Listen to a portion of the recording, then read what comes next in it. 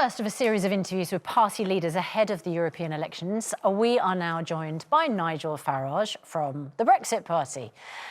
Very good morning to you. Good morning. Elections that presumably you don't actually want to be taking part in, which is bizarre. No, we should have left. 29th of March, 500 MPs voted for a piece of legislation to say we will leave. The Prime Minister told us 100 times we're leaving on March the 29th, with or without a withdrawal agreement. We haven't left. They're kicking the can down the road. We're fighting these elections. And my view is if we leave this government and this Parliament to deal with Brexit on their own, we'll never leave. Mr Farage, wasn't the problem that when people voted for Brexit, they definitely wanted Brexit, but they weren't actually told what kind of Brexit they would have delivered? Oh, they were. Every single leading player on both the Leave and Remain side said, by the way, including the government leaflet that Cameron put through each of our doors, said, if you vote to leave, you are leaving the single market and the customs union. It could not have been clearer. OK, but your Brexit Party isn't talking about a negotiated deal to get out of the single market and customs union. You're promising to come out with no deal at all. To honour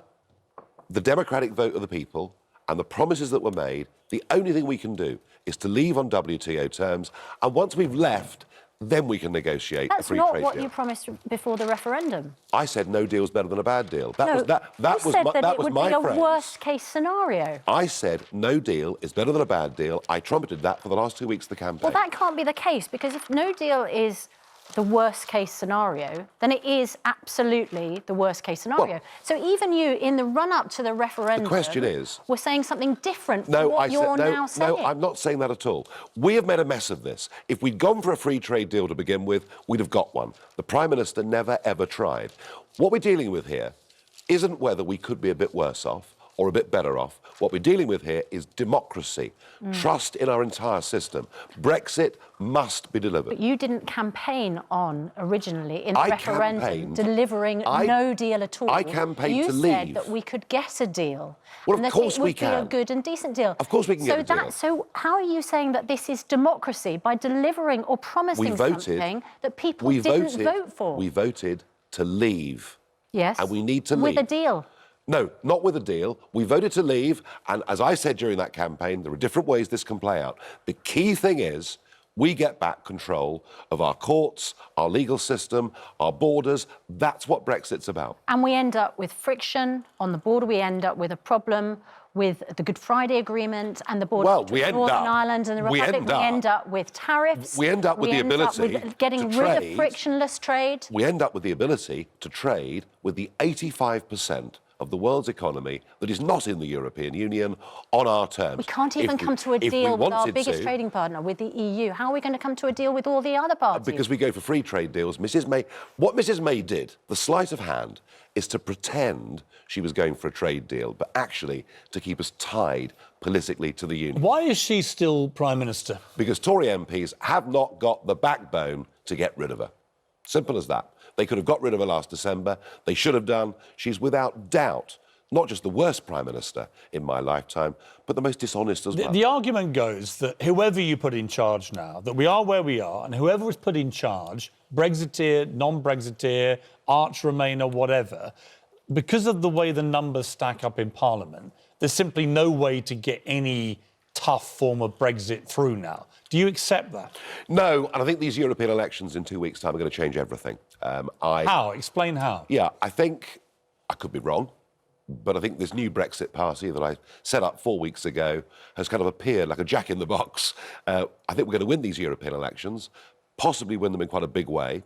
What you'll then see is people voting for us in a European election are going to say, do you know what? We're going to vote for these people in a general election too. People out there have had enough of not being told the truth. They've had enough. Will there be a general election in the near future for them to vote in? I think this autumn it may well happen. What will trigger that? Collapse of the government. Collapse of the government. You know, a motion of no confidence in the government could spark a general election. But either way, do not underestimate. I think Westminster doesn't get how angry this country is. Do not underestimate the potency and power of the Brexit Party to completely change the numbers in. Who is funding your Brexit Party? That is possibly the best story of the lot. We're just shy this morning of 100,000 people who in 4 weeks have paid their £25 to become registered supporters of the party. Who gave you the £100,000? Oh, it's more than that now. We have one person gave us £100,000, but now that we've raised £2 million through individual £25, there are now a lot of people I'm seeing today who are prepared to give bigger checks. Given all the controversy over the donors, in the run-up to the Brexit referendum and so on, which is legitimate, some of it was very dodgy. No. It was? No. You don't accept that? I'm sorry. The idea that somehow the Russians funded the Brexit campaign is complete and utter baloney. Who gave you the £100,000?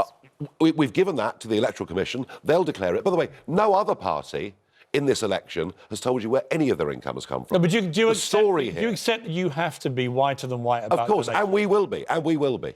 And why aren't you now?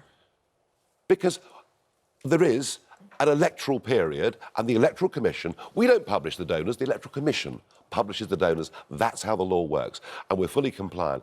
And is it because the donor themselves doesn't want to be named? Well, because they're eventually going to be. If any one individual was named on their own right now, they'd be hounded by everybody. Why? What's wrong with giving the money? That's what the media do. You guys would be outside the front door finding out who he is. It would be unfair. You're missing the point deliberately. Here's the point. Never before in British politics has an organisation raised so much money so quickly in £25.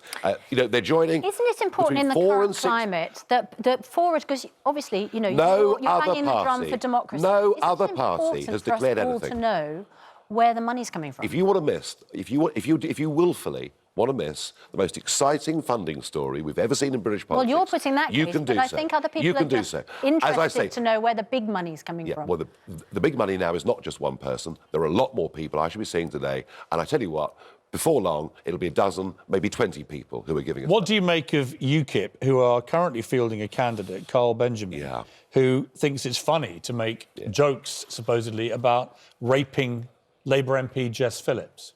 I've sat here on this couch as leader of Ukip, discussing political issues. It was part of my life for 25 years. I warned them last year repeatedly, do not let the lunatic fringe, do not let the criminal fringe into the party. Piers, they ignored me. On a personal level, I feel slightly sad that it's happened, but frankly, the sooner this election's over with and Ukip closes down, the better it will be. It's gone beyond a joke. Isn't it pretty disgusting that this person is even allowed to be putting himself up? It's extraordinary. These comments are vile. I mean, you've been on the receiving end of a lot of vile stuff yourself. Yeah. The toxic nature of this Brexit debate for 3 years now has, I think, turned this country into just this screaming cesspit where people on either side just think it's perfectly legitimate to use the most abusive language about each other. How do we get through this? How do we get back to a country that engages in democratic debate without this howling rage? The reason we're in this mess is because so many in the establishment refused to accept the result. From Nick Clegg to Tony Blair to Anna Soubry, they refused to accept the result. As opposed to in a normal democracy, you say, look, I don't like it, but I accept it. What we have to do is we have to get Brexit done, leave the European Union, and very quickly after that, people will accept that it's done and we'll move on. There was a point when you were in favour of a second referendum if the result had gone slightly the other way against you. That's not quite true. I wonder whether there might be people who've changed their mind on a second referendum, because if these negotiations between Labour and the Conservatives come up with something which perhaps includes a customs union, which would be a complete betrayal. Wouldn't you, if that looked like it might go through Parliament, wouldn't you think that it was democratic for the people to then vote again on whether they thought that was Brexit or not? We really have sunk to the pits with this, because what Keir Starmer of Labour is now saying is we should have a referendum on a new deal, i.e. a new European treaty, as opposed to the existing European treaty. We wouldn't even have a clean Brexit option. So what about putting no deal on a referendum? Do you know something? If we had a second referendum now, I think Leave would win by a bigger margin. But here's the problem. This Parliament still wouldn't enact it. We have got to change the people in Parliament, and we do that by two ways. Either they look at these results in 2 weeks' time and say, right, we're going to respect the will of the people, we're going to leave, or the Brexit Party at the next general election has to replace them.